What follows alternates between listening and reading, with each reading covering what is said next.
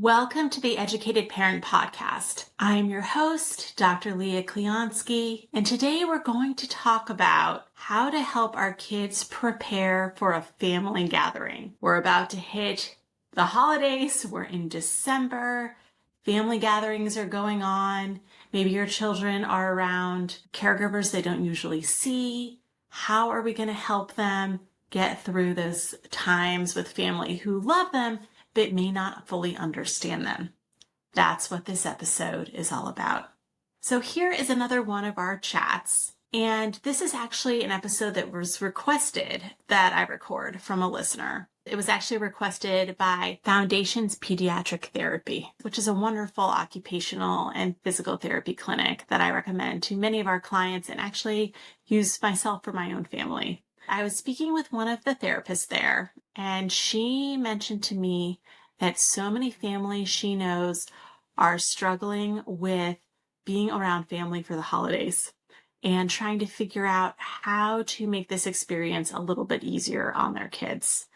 And I hear you, because the holidays are one of those times when we are often suddenly around a lot of people we may not see regularly, and the stakes are high.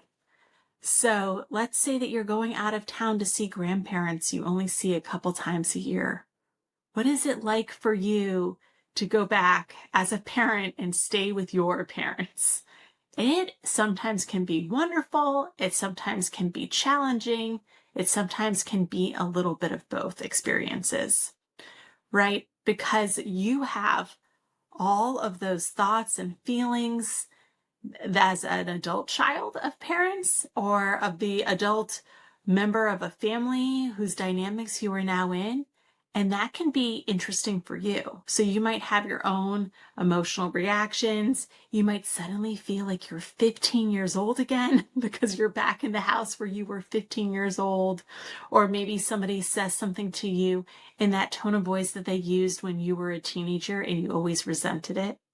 So the roles are all kind of thrown off. So you're there processing your own feelings and your own reactions, or maybe your mix of reactions. Maybe some are very positive and some are less positive, and it sort of depends who's there. And you're also there with your own children and people who may or may not agree with the parenting strategies that you are using, and other people who may or may not have very strong opinions about the strategies that you're using.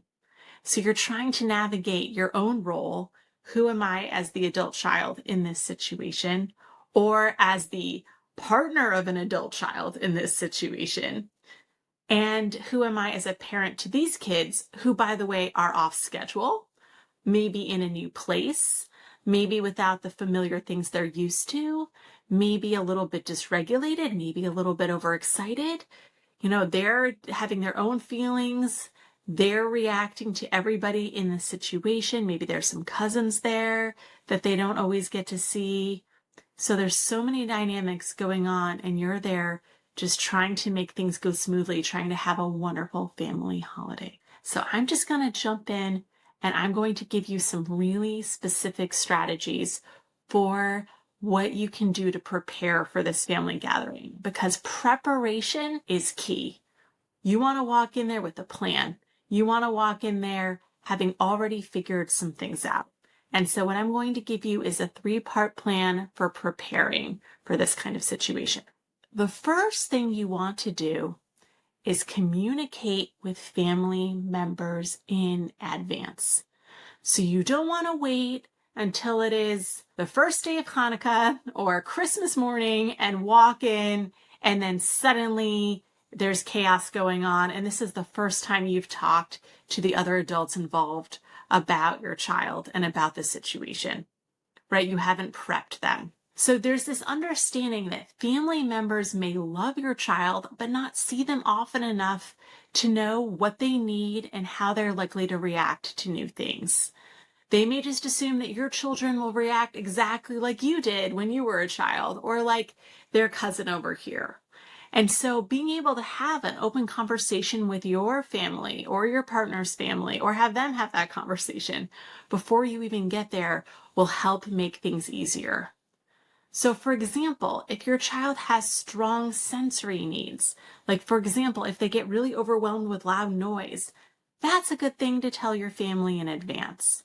Or what if they have really strong likes or dislikes about food or just about other preferences in the home? Like, let's say they are terrified of dogs, and you in your house growing up, you had a very loud dog, and now your parents have that dog and you know your child's going to react to it. Talking to them in advance about your child's feelings about that dog is very helpful.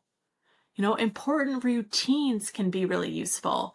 Does your child always get 10 minutes of TV before dinner and this is just deeply sacred to them?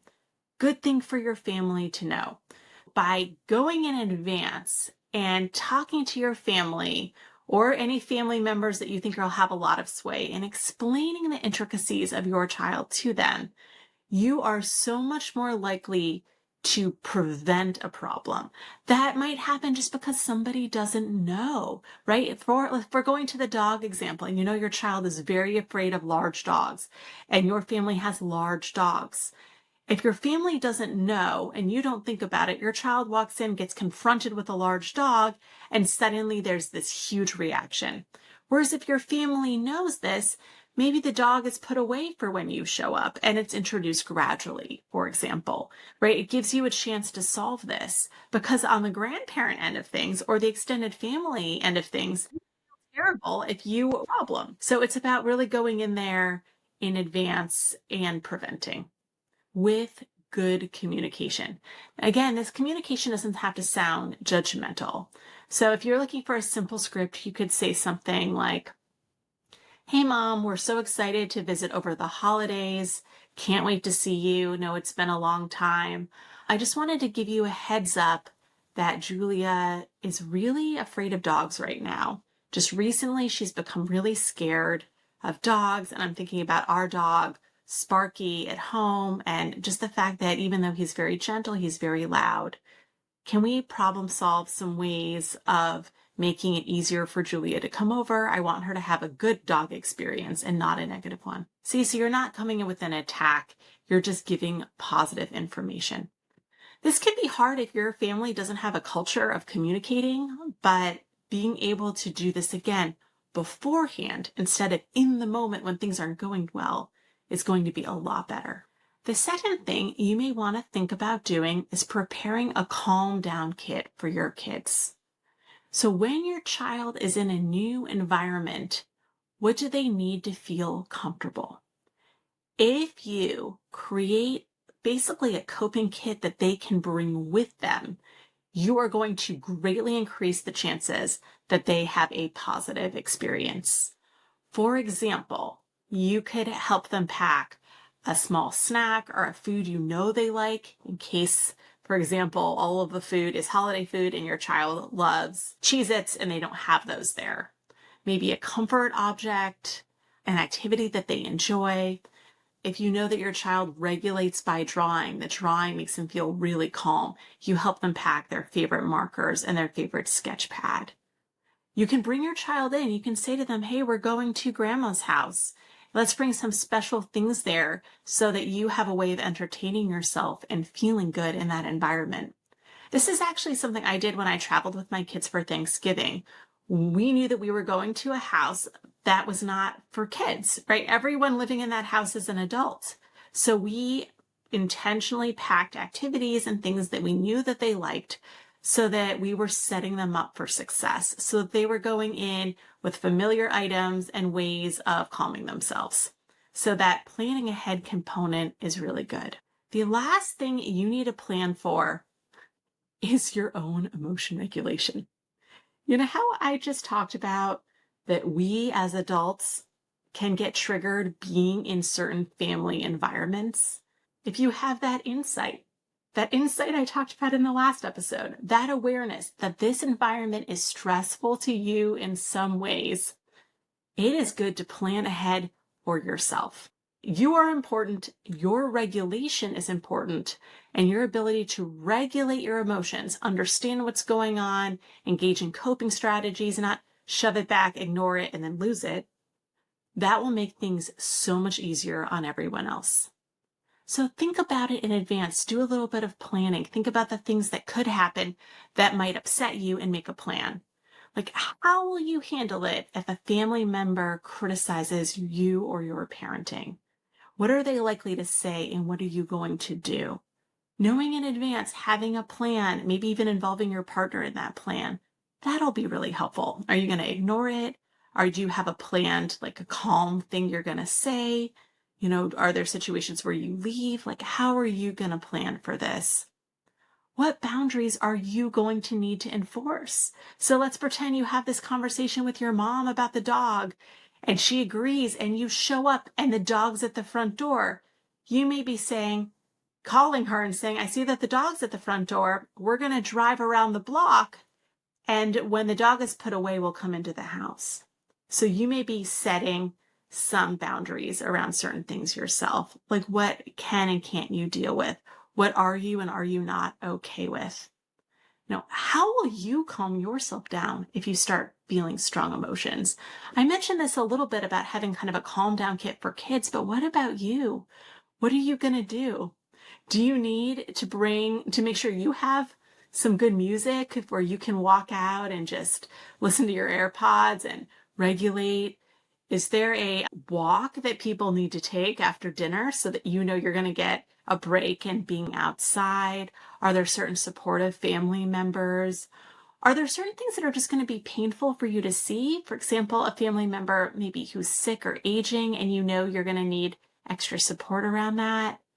Really just thinking, how am I going to feel and what are the things that are going to help me feel good to the best of my ability in this situation?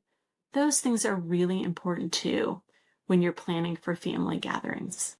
So just to recap, first, you're communicating with your family members in advance so they have enough time to make plans and adjust things on their own. And you're preparing for your own self-regulation.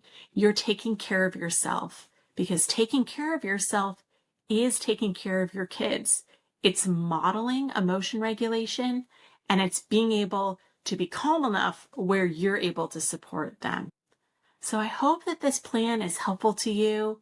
If you join our newsletter, you will get a PDF of these strategies that you can use yourself.